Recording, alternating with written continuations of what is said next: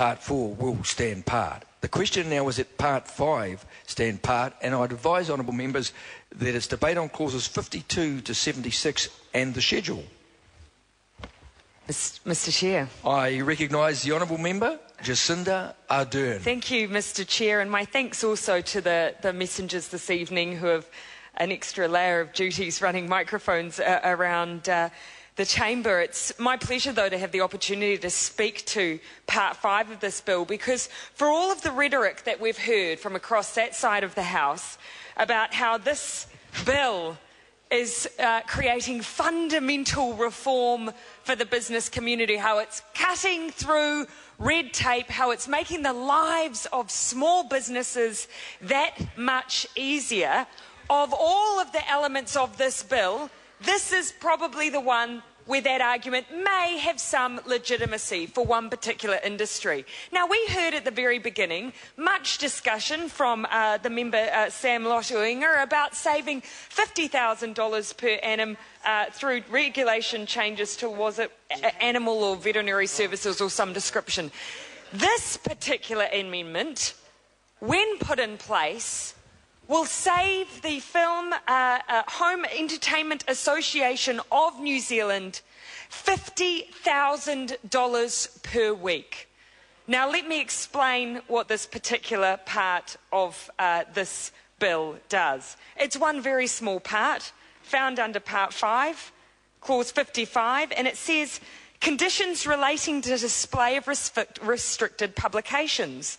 Section 27(4)(a) is amended by omitting affixed to and substituting displayed on. Now, this is the ultimate demonstration of unintended consequence in legislation. This particular small little clause means that the Home Entertainment Association of New Zealand and parts of the music industry, when products are bought into New Zealand, aren't able to simply affix censorship details relevant to New Zealand onto the exterior of that product.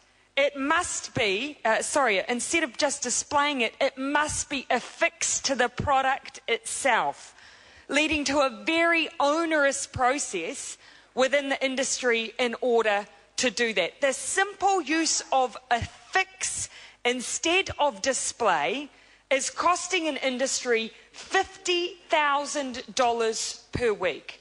Now, I would argue that that probably demonstrates where something like a regulatory reform bill has a place in this Parliament.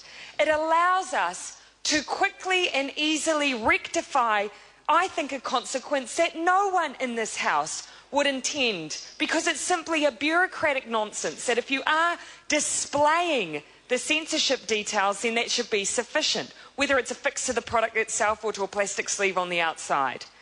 So surely this would have been the perfect vehicle to deal with this quickly and effectively, but has it? Absolutely not. When did the Home Entertainment Association of New Zealand first raise this issue? I think members over that side of the House may indeed be familiar that it was raised 3 years ago with the national government. And it was first raised not with John Banks, obviously not in Parliament at that time, but this is a potted history. It was raised with Richard Worth, who was in charge of this particular area of legislation at that time, in May 2009. Since that time, it was raised with Nathan Guy. It was then raised with Rodney Hyde, and eventually it found its way into the lap of John Banks under the Regulatory Reform Bill. The bill that was intended to swiftly move through Parliament areas of reform that are a nonsense such as this for this industry. And how much then, quick calculation, any of the Labour members, how much then, if we're looking at $50,000 per week, and almost over 3 years I think it would be now, well, roughly we can apportion the cost of that government's neglect on this simple change down to $7 million. $7 million Well, do you know what? That's actually almost as much as the government spent on its Ron's publicity campaign. Not quite, but almost. It's more than what the government has put aside in its budget to deal with the recommendations on the white paper on vulnerable children. $7 million the industry has paid because that government was neglectful in its duty to fix a simple area of nonsense, of bureaucratic nonsense in our legislation. Now, this government could have dealt with it in another way. Let's not, Mr. Chair. Let's not be under any illusion that there were somehow, this was the only option that lay in front of the government to deal with this particular area of law. Of course, we've heard from my colleague, Leanne Dalziel, about other options that have existed in the past. Previously, these kinds of changes would have been dealt with through what? The Statutes Amendment Bill, potentially. A yearly bill, an omnibus bill, which allows us to deal with substantive issues like this that are non-controversial. This would have been a perfect fit for a Statutes Amendment Bill. Why then, I asked the Minister in the chair, why was this particular piece of clause of Part 5 not put into a Statutes Amendment Bill 3 years ago when it was raised with Richard Worth and when it was costing this industry $50,000 per week? Why was it that that minister at that time did not recommend that perhaps it might take some time to pull together this particular bill? That perhaps some of the members ushering it through the House were more controversial members of Parliament and it might not be the speediest of processes? Why did Richard Worth not raise that at that time and allow it to be put in a Statutes Amendment Bill? Because I'd be interested, how many Statutes Amendment Bills have passed since this issue was first raised in May 2009? Why did Nathan Guy not make that suggestion to the industry and to, indeed, the Minister of Justice at that time? Why did Rodney Hyde not make that suggestion? Well, Rodney Hyde, I think we get a clue. Because at that point, the Regulatory Reform Bill was, what was it called back then? It was called the Regulatory Improvement Bill or something like that. At that time, regulatory reform was one of the main platforms that ACT had in this Parliament. That was one of the only platforms, one of the only points of distinction that they had as members in this House. It was the basis on which I imagine their coalition agreement was set, was that they could have a regulatory reform bill such as this. So it would not have been in their interest to suddenly remove swathes of their regulatory reform bill and put it into a Statutes Amendment Bill, even though, Mr. Chair, even though that would have saved the home entertainment industry and no doubt the music industry in excess of $7 million had that been done.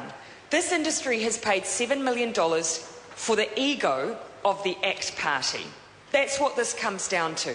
The ego of the ACT Party is the reason why this has not moved to another form of passage through this Parliament. And I would challenge any member on that side of the House to stand up and give me a legitimate explanation, if this was a known issue, why it was not dealt with in some other form much earlier in this debate. Because that is what this expectation would have been on this side of the House. And I've seen letters suggesting to ministers that this be rushed through, and it has stagnated for weeks at number 16, number 17, and at times number 20 on the order paper.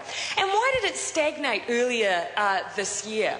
Why did it sit there dormantly, even though it was considered to be relatively non-controversial, even though it had support, for instance, on this side of the House? Why?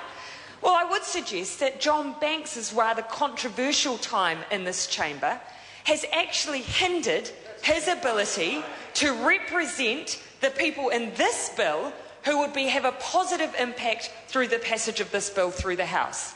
Now, as much as that government may argue that John Banks is able to do his job as minister with the cloud hanging over him over a potential electoral fraud, well, this bill proves that actually that is not the case. And if the member would like to challenge me on what it is, what cloud it is that hangs over Mr. Banks, then I welcome that. I do use the term loosely. But there is an impression that obviously the minister, that obviously the government did not want to be challenged on whether or not Minister Banks was right to continue to hold his portfolios. Because if they weren't concerned by that, then they would have allowed the Minister to continue to pursue his regulatory reform bill and Part 5 through this debating chamber much earlier than they have. And so it's now, Mr. Chair, it's only now that we're discussing Part 5 after many, many weeks of Mr. Banks finally being somewhat out of the spotlight.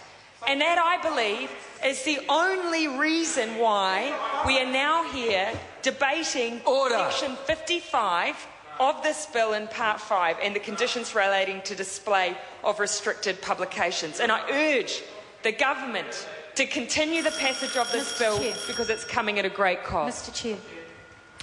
I recognise the Honourable Member Andrew Williams and advise members